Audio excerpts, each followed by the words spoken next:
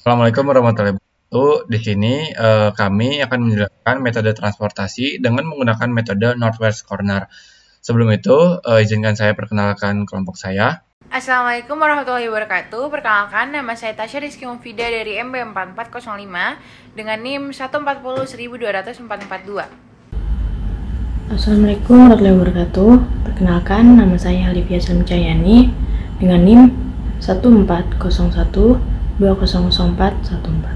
Dan saya sendiri, Satria Cakrowibowo dengan NIM 14012002551. Masuk ke dalam contohnya. Ini ada contoh perusahaan retail yang punya gudang dan akan memasok kebutuhan di 3 kota yaitu Surabaya, Balikpapan, dan Makassar. Nah, untuk persediaannya, untuk permintaannya sudah ada di bagian sini ya teman-teman. Nah, kemudian untuk tabel yang ada di sini adalah biaya angkut yang dari gudang ke pelanggan. Jadi kalau biaya angkut dari Jakarta ke Balikpapan biayanya 5, dari Semarang ke Makassar adalah 10, dan seterusnya. Nah, sebelum itu kita pengenalan dulu untuk tabel transportasinya. Nah, di sini ada beberapa yang perlu dipahami lebih lanjut, yaitu penulisannya. Nah, penulisannya untuk sumber itu nanti kita tuliskan di sini di kolom yang pertama. Kemudian untuk kota tujuannya nanti kita tuliskan di bagian kendaraannya, Surabaya, Balikpapan, dan Makassar. Dan kemudian untuk persediaannya, karena persediaan ini yang punya adalah kota sumbernya, maka kita harus tuliskan di bagian sini atau supply atau persediaan di bagian kolom yang paling kanan. Nah, kemudian untuk istilah supply atau persediaan nanti kita sebutnya adalah SI. Jadi kalau kita punya 3 kota, maka kita punya I-nya dari 1, 2, dan 3. Jadi kalau 120 nanti kita sebut sebagai S1, 80 sebagai S2, dan terakhir S3. Sama halnya dengan demand atau permintaan. Karena permintaan itu banyaknya kota yang dituju, maka kita tuliskan di kolom terakhir di sini. Maka kita akan punya simbolnya adalah D1, maka harusnya 50, D2 70, D3-nya adalah 60. Nah, untuk tabel yang tadi ada biayanya juga. Nah, biayanya kita tulis di bagian kotak kecil di sini, 8, 5, 6, dan seterusnya. Nanti sampai 10. Untuk kemudian biaya ini nanti kita sebut sebagai CIC.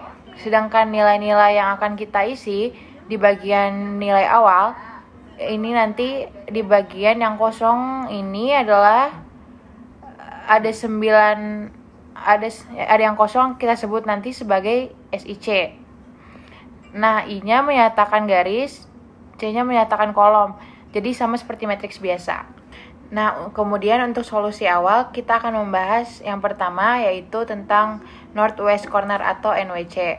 Nah, sesuai dengan judulnya, Northwest Corner itu adalah pojok barat laut. Jadi yang nanti kita pakai yang tabel transportasi, maka kita akan mulai dengan yang pertama dari pojok barat laut atau NWC pojok atas. Maka kita akan mulai yang pertama dari pojok barat laut atau pojok kiri atas. Kita akan mulai mengisikan XIC-nya di sana.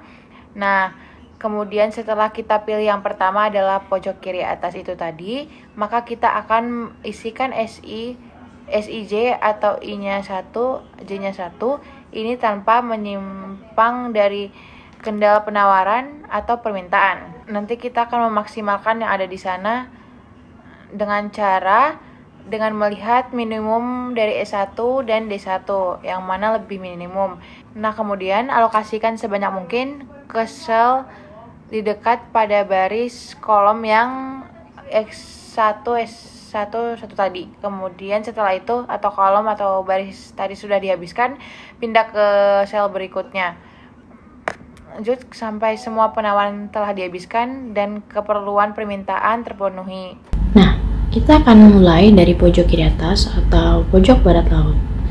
Kita akan mengisi bagian Jakarta ke Surabaya ini, lalu memaksimalkan dengan minimum dari D1 dan S1.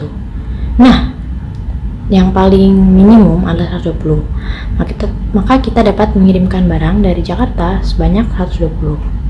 Dari Jakarta ke Surabaya sudah masuk 120, maka persediaan di Jakarta sudah habis.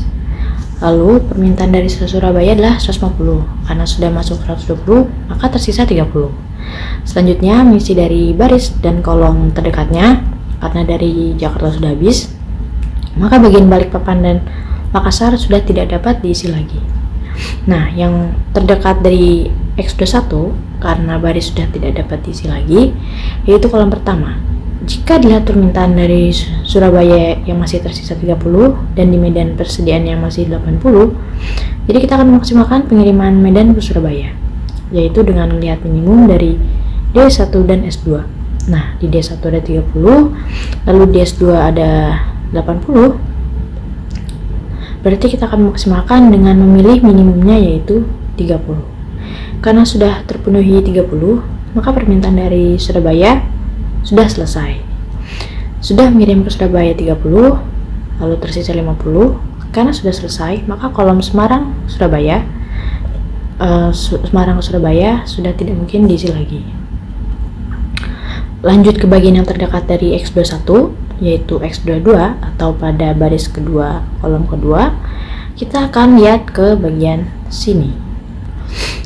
Nah, kita akan memaksimalkan minimum Medan ke Balikpapan dengan cara melihat atau memilih minimum dari D2 dan S2. Minimumnya adalah 50, berarti kita akan naruh di sini 50. Otomatis persediaan di Medan sudah 0. Karena permintaan dari Balikpapan adalah 70, maka masih tersisa 20. Nah, maka bagian Medan Makassar sudah tidak dapat diisi lagi. Berikutnya kita akan mengisi bagian Semarang Balikpapan. Masih sama, yaitu kita akan memaksimalkan dengan cara memilih minimumnya yaitu 20. Permintaan Balikpapan sudah 0, maka persediaan dari Semarang tersisa 60. Otomatis dari Semarang ke Makassar akan dikirimkan 60. Nah, karena kita sudah mendapatkan yang pertama, maka kita akan cek total cost-nya. Biaya totalnya yaitu dengan cara mengalihkan banyaknya yang dikirim tadi dengan biayanya. Jadi 120 kali 8 ditambah 0 kali 5 ditambah 0 kali 6 dan seterusnya lanjut sampai 60 kali 10. Nah, langsung kita total. Nanti kita akan mendapatkan angka 2690. Nah, ini tadi adalah cara dari Northwest Corner.